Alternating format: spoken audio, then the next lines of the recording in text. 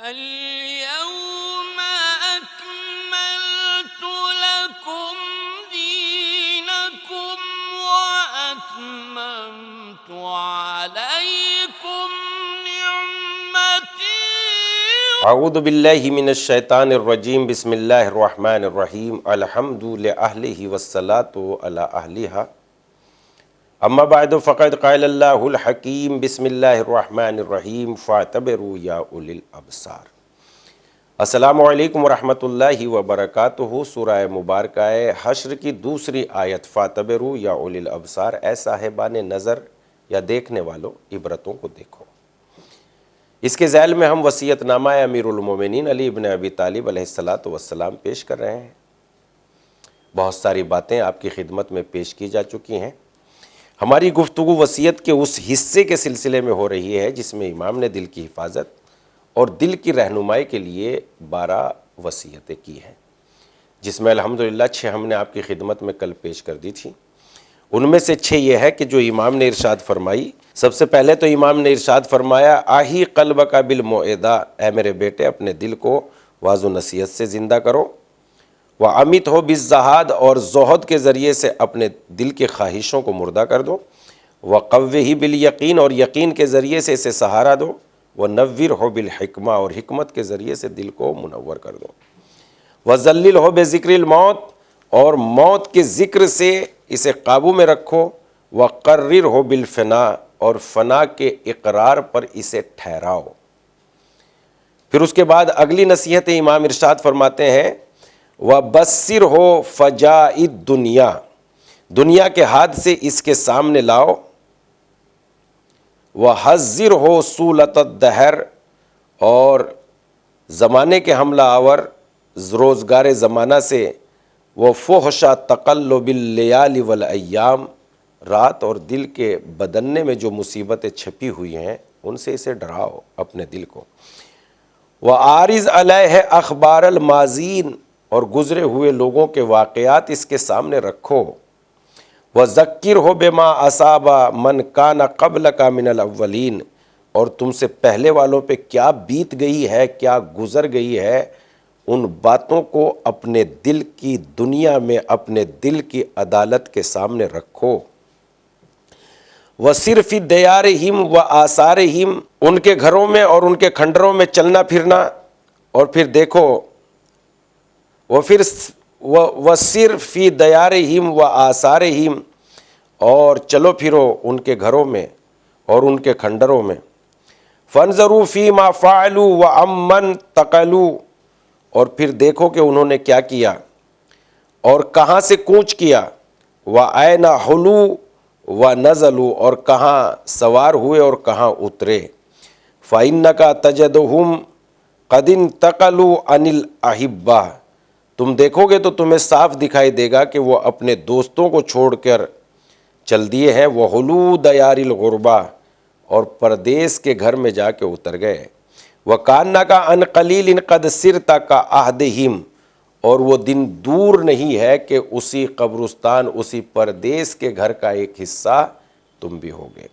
لہذا اس سلسلے میں ہم غور کرتے ہیں، اور آج اگلی آپ کی خدمت میں جو بچی ہوئی 6 نصیحتیں ہیں اس کے سلسلے میں بات کرتے ہیں۔ سب سے پہلے امام اس سلسلے میں فرماتے ہیں وَبَصِّرْهُ فَجَاءِ الدُّنْيَا، دنیا کے حادثات اس کے سامنے لاؤ۔ یہ اشارہ ہے اس بات کی طرف کہ انسان ایک دن بڑا اقتدار میں ہوتا ہے اور دیکھتے ہی دیکھتے اس کا اقتدار ختم ہوتا ہے اور ملی ہوئی ساری عزتیں دنیا کی جو ہے کافور ہو جاتی ہیں، اور انسان کو بیچارہ کہنے والے لوگ بہت زیادہ مل جاتے ہیں۔ اور یہ ایسا بھی ہوتا ہے کہ کبھی کبھی جو ہے کرسی کی لڑائیوں میں قوم و ملت قوم و سماج کو پیس دیا جاتا ہے اور قوم و سماج کا بہت زیادہ نقصان ہوتا ہے، اور ایک دن ایسا بھی ہوتا ہے کہ وہی اقتدار کے حریص لوگ جو ہے جیلوں میں پڑے ہوئے ہوتے ہیں، اور وہی حاکم جو کل تک پھانسیوں کا حکم دیتے تھے آج پھانسیوں پر سولیوں پر لٹکے ہوئے ہوتے ہیں۔ اگر انسان جو ہے ان چیزوں کو، ان تکلیفوں کو، ان پریشانیوں کو دنیا کی اپنے دل کے سامنے رکھے گا تو اس کے دل میں بری خواہشیں اور وہ دنیا کی بے ثباتی پر کبھی بھروسہ نہیں کرے گا۔ اس لیے امام ارشاد فرما رہے ہیں اے میرے بیٹے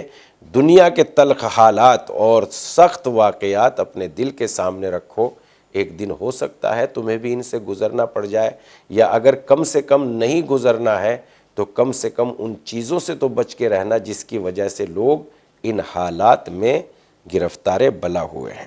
اس کے بعد امام ارشاد فرماتے ہیں وَحَذِّرْ ہو سُولَتَ الدَّہْرِ، زمانے کے حملہ آور ہونے، وَفُحْشَ تَقَلُّبِ اللَّيَالِ وَالْأَيَّامِ، اور رات اور دن کے بدلنے میں جو مصیبتیں چھپی ہوئی ہیں ان مصیبتوں سے اپنے دل کو آگاہ کرنا۔ یہاں امام اس بات کی طرف اشارہ فرماتے ہیں کہ ہم دیکھتے ہیں کہ جس طریقے سے کوئی درندہ یا کوئی انسان کے اوپر حملہ آور ہوتا ہے، اسی طریقے سے زمانہ بھی انسان کے اوپر حملہ آور ہوتا ہے، اور جب زمانہ حملہ آور ہو جاتا ہے اور زمانے کے پسے ہوئے لوگ،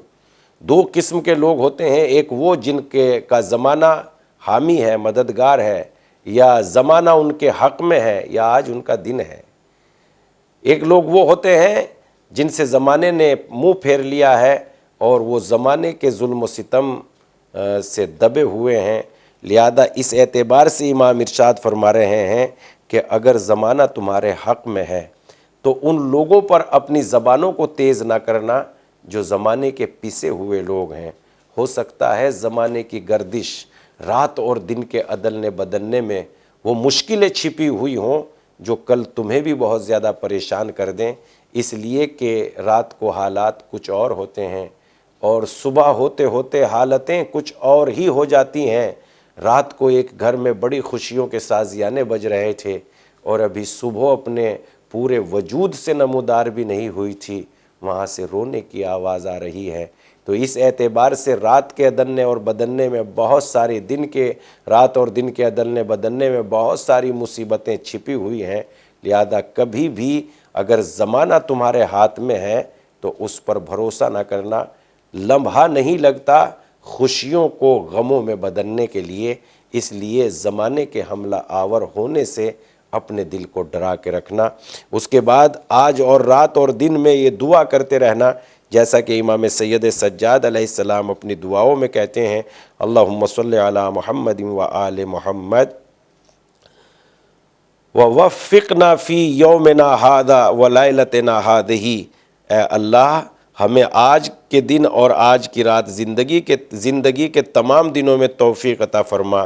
کہ ہم نیکیوں پر عمل کریں اور برائیوں کو چھوڑ دیں، تیری نعمتوں پر شکریہ ادا کریں اور سنتوں پر عمل کریں، بدعتوں سے الگ رہیں اور نیک کاموں کا حکم دیں، برے کاموں سے روکیں، اسلام کی حمایت و طرفداری کریں اور باطل کو کچلیں اور اس کو ذلیل و رسوا کر دیں۔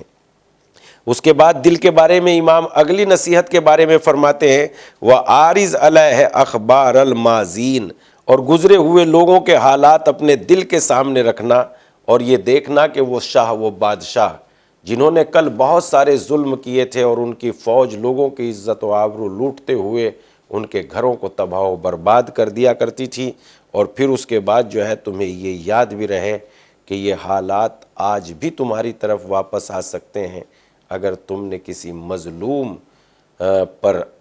ہونے والے ظلم کے خلاف آواز نہ بلند کری،